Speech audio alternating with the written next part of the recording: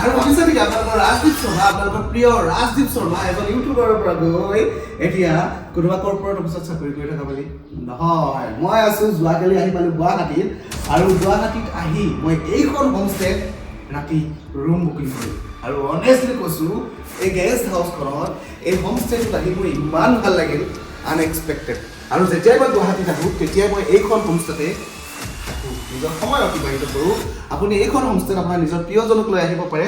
আজি এইটো মই একেবাৰে আনকাট কৰিব গৈ আছোঁ, একদম দীঘল নগৰৰ ভিডিঅ'টো একদম চুটি থুলমূলকৈ বনাম। আপোনালোকে চাওক, আজি কোনো ধৰণৰ ঘৰৰ হোম টুৰ দিবলৈ অহা নাই। আজি মই ভাবিছোঁ এখন গেষ্ট হাউচ, এখন হোমষ্টে হোম টুৰ দিবলৈ। আৰু আজি সদায়তো আপোনালোকে দেখিয়ে থাকে যে বিভিন্ন ধৰণৰ হোম টুৰ মই আপোনালোকক দিম, কিন্তু আজি হোম টুৰ নহয়, আজি দিব গৈ আছোঁ এটা হোমষ্টে ৰিভিউ, হোমষ্টে টুৰ, এটা হোমষ্টে টুৰ। আহক বাহিৰৰ পৰিৱেশটো চাওক, আহক ওলাই আহক, বাহিৰৰ পৰিৱেশটো চাওক, এটা ফ্ৰণ্ট চাইড ভিউ, কিমান ধুনীয়া নেচাৰেল লুক এটা আহিছে। জুবিনদাৰ নামত অৰ্পণ কৰি এই হোমষ্টেখনৰ নাম দিয়া হৈছে প্ৰিয়াঞ্চ হোমষ্টে। চাওক কিমান ধুনীয়াকৈ আৰু একদম হুবহু লাগিছে জুবিনদাৰ। বহুত জেগাত মই জুবিনদাৰ ফটো এনেকৈ দেখিছোঁ, কিন্তু এনেকৈ হুবহু ছেম টু ছেম বহুতে হয়তো আঁকিব নোৱাৰে, ক'ৰবাত যেন অলপ কিবা কমি ৰৈ যায়। কিন্তু এই হোমষ্টেখনত এনেকৈ জুবিনদাৰ নামত অৰ্পণ কৰি এই হোমষ্টেখনৰ নামটো দিয়া হৈছে প্ৰিয়াঞ্চ হোমষ্টে। পাৰ্কিং এৰিয়া আৰু সিফালে খেতি আছে।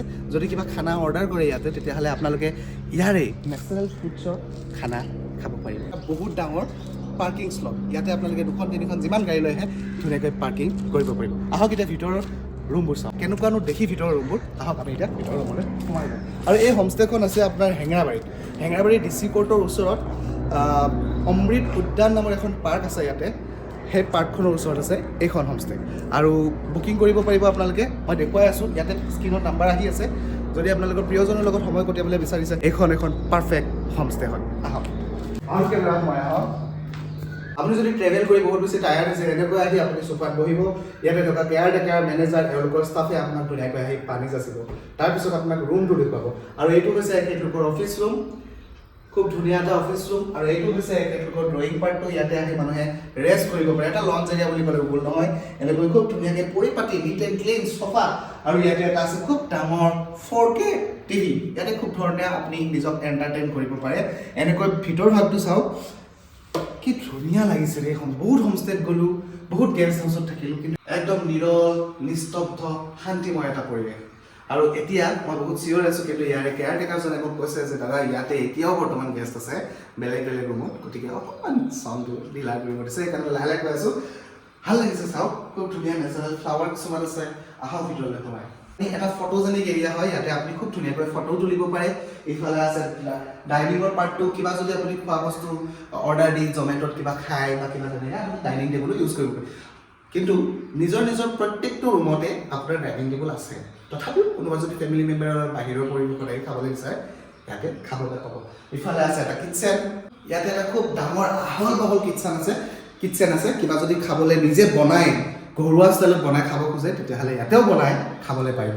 ইফালে আছে এটা বেলকনি আৰু লণ্ড্ৰি পাৰ্ট, ইয়াতে যদি কাপোৰ ইস্ত্ৰি কৰি দিব লগা হয়, কাপোৰ ধুই দিব লগা হয়, ইয়াতে গোটেইখিনি সুবিধা আছে। এইটো হৈছে লণ্ড্ৰি পাৰ্ট, এনেকৈ ৱাশ্বিং মেচিন থোৱা আছে। এইটো হৈছে বেলকনি, এটা নেচাৰেল পৰিৱেশৰ মাজত। আৰু স্মকিং জ'নো দিয়া আছে, ইয়াতে কোনোবাই যদি বাহিৰতো স্মকিং কৰিব বিচাৰে কৰিব পাৰে।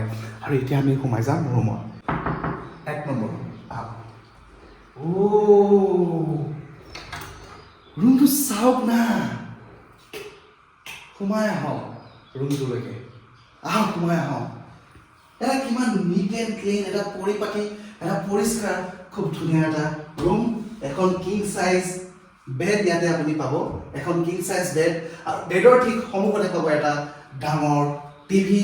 আৰু নিজৰ মনটো ভাল লাগি থাকিবলৈ ইয়াতে কিছুমান আৰ্টিফিচিয়েল ফ্লাৱাৰ এনেকৈ সজাই থোৱা হৈছে। নিজৰ প্ৰয়োজনীয় সামগ্ৰীবোৰ লুকাই ভালকৈ প্ৰটেক্ট কৰি ৰাখিবলৈ এনেকৈ দিয়া হৈছে আলমিৰা। আৰু ইয়াতে কিছুমান আপোনাৰ ধুনীয়া টাৱেল এনেকৈ দি থোৱা হৈছে ইউজ কৰিবলৈ, বিভিন্ন বস্তু আছে। ইফালে আছে এখন ডাঙৰ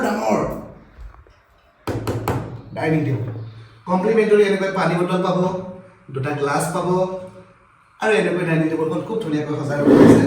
দুজন মানুহ বহি ইয়াতে আৰামত খাব পাৰে। এখন খুব ডাঙৰ আহল বহল, ইয়াতে আছে এনেকৈ এখন মিৰৰ, য'ত আপুনি নিজক ৰেডি কৰিবলৈ এটা ড্ৰেছিং এৰিয়া। ইফালে এনেকৈ বেলকনি, ইফালে এনেকৈ আপুনি ধুনীয়াকৈ মিৰৰ দিয়া আছে ছানলাইট পৰিবলৈ, পজিটিভিটি আহিবলৈ। আৰু এইটো হৈছে এটা বাথৰুম এনেকৈ প্ৰত্যেকটো ৰুমতে এটাচ বাথৰুম পাব এইটো হৈছে বাথৰুম খুব ধুনীয়া পৰিপাটি চফা গিজাৰ প্ৰত্যেকটো ৰুমত বেডখনৰ লগতে চাওক না এনেকৈ ধুনীয়া আপোনাৰ স্ক্ৰীন টাচ লাইটো আছে ডিম লাইট যদি ব্যৱহাৰ নকৰে কিছুমানে ডিম লাইট বেয়া পায় ন এনেকৈ আপুনি এইটো জ্বলাব পাৰে বেলেগ বেলেগ ডিফাৰেণ্ট কালাৰ কিছুমানক ৱাৰ্ম হোৱাইট লাগে কিছুমানক হোৱাইট লাগে আৰু এনেকুৱা চাওক আৰু ইয়াতে চিগাৰেট খালে এছ পেলাবলৈ এনেকুৱা চিগাৰেট বাকেট দিয়া আছে চাওক না কিমান ধুনীয়া লাগিছে এই হোমষ্টেখন সঁচাকৈ কিবা এটা ভাল লাগে এইখনত আহি আৰু এই মেটবোৰ যে একদমেই লেতেৰা নহয় খুব ধুনীয়া ডেইলি পৰিষ্কাৰ কৰে ভাল লাগিছে আৰু ইটো ছাইডত যদি চাই ইফালে যদি মই যাওঁ মই নিজে কেমেৰা কৰি থৈছোঁ এইটো এটা হৈছে কৰিডৰ আৰু কৰিডৰটোত এনেকৈ ধুনীয়াকৈ ফটো ফ্ৰেম দি থোৱা হৈছে ইফালে যদি চাই ইফালে আছে এটা বেলেগ ৰুম আৰু একেই ধৰণতে সজোৱা হৈছে প্ৰত্যেকটো ৰুম ছেম আপুনি ডাইনিং টেবুল পাব এনেকৈ লাইট পাব ভাল লাগিছে ৰুমটো চাওক না আৰু প্ৰত্যেকটো ৰুমতে এনেকৈ এটাচ বাথৰুম পাব আলমিৰা পাব মিৰৰ পাব চাওক এইটো হৈছে এটা বাথৰুম খুব ধুনীয়া এনেকৈ গিজাৰ লগোৱা আছে ভাল লাগিছে কিবা এই হোমষ্টেখনত আহি আৰু বাকী ৰুমবিলাকত গেষ্ট থকা বুলি কৈছে গতিকে মই সোমাব নোৱাৰোঁ এই হোমষ্টেখনত আহক আৰু স্ক্ৰীনত আহি থকা এই নাম্বাৰটোত এতিয়াই ফোন কৰক আৰু আপোনাৰ নিজৰ সময়খিনি বুক কৰক নিজৰ প্ৰিয়জনৰ লগত সময় পাৰ কৰিবলৈ এইখন হৈছে এখন পাৰফেক্ট হোমষ্টে এতিয়াই বুক কৰক আৰু অকল এয়াই নহয় ডাঙৰ ডাঙৰ ইউটিউবাৰবোৰ যেতিয়া গুৱাহাটীলৈকে আহে ন তেতিয়া হেনো এইখন হোমষ্টেতে থকা হয় আৰু যোৱাকালি ৰাতি ময়ো ধৃতিমান আমাৰ জনপ্ৰিয় ইউটিউবাৰ ধৃতিমানক ময়ো লগ পাইছোঁ যোৱাকালি ৰাতি ইয়াতে আমি গোটেইকেইজনে একেলগত থাকিলোঁ আৰু বহুত ইউটিউবাৰ হেনো এইখন হোমষ্টেত আহে কিন্তু প্ৰমোশ্যন বিশেষ নকৰে আৰু প্ৰমোশ্যন নকৰাকৈ হেনো ৰুম এনি টাইম ফুল হৈ থাকে কিন্তু মই আহিলোঁ পাৰ্চনেলি মোৰ খুব ভাল লাগিল সেইকাৰণে মই নিজে এটা ভিডিঅ' বনাই দিলোঁ আপোনালোকৰ কেনেকুৱা লাগিল চাই এই হোমষ্টেখন কেনেকুৱা লাগিল এটা সুন্দৰকৈ কমেণ্ট দিবলৈ নাপাহৰিব কমেণ্ট বক্সত লগ পাব কাৰণে নতুন ভিডিঅ'ৰ লগত নতুন ঠাইৰ লগত নতুন পৰিয়ালৰ লগত till then tata bye bye জয় আই অসম এয়া চাওক আমি ৰাতিপুৱা ধৃতিমানক এনেকৈ লগ পালোঁ খুব ভাল লাগিল এনেকৈ ডাঙৰ ডাঙৰ ইউটিউবাৰবিলাকো ইয়াতে আহে আহক কিবা এটা ভাল লাগিলেহে হোমষ্টেত অহা যায় ন আহক এবাৰ আহিলে আকৌ আহিবলৈ মন কৰিব খুব ধুনীয়া লাগিছে সঁচাই কৈছোঁ